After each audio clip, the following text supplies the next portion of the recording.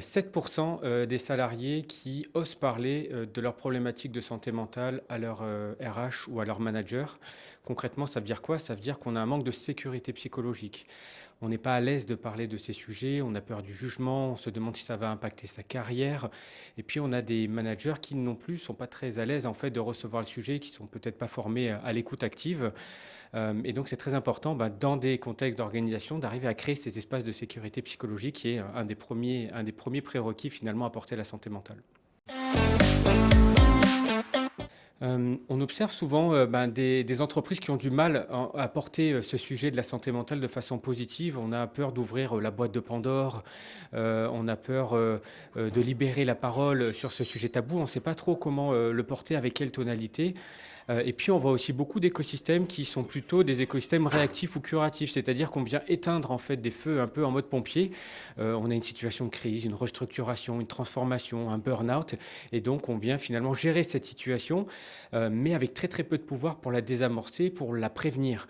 Et donc c'est très important, de se demander comment est-ce qu'on peut passer dans un monde où on gère le risque psychosocial, c'est-à-dire la capacité d'une organisation à générer de la souffrance, du mal-être, à un monde dans lequel, la santé mentale fait partie naturelle et intégrante d'une expérience de travail comme n'importe quel sujet.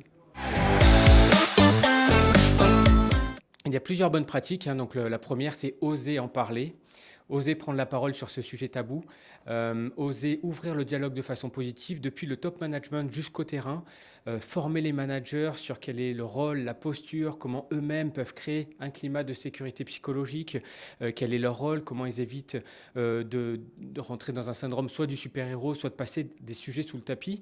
Donc ça, c'est très important.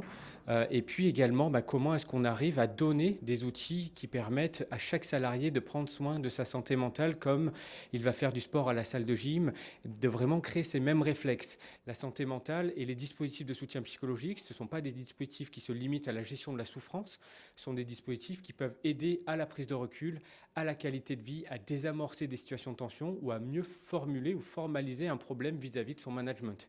Et donc c'est un peu un cercle vertueux dans lequel on ouvre des espaces de dialogue, on forme un peu mieux les managers et surtout on laisse les salariés s'exprimer dans des espaces neutres confidentiels où du coup ça va renforcer également leur confort et permettre d'en parler à l'organisation.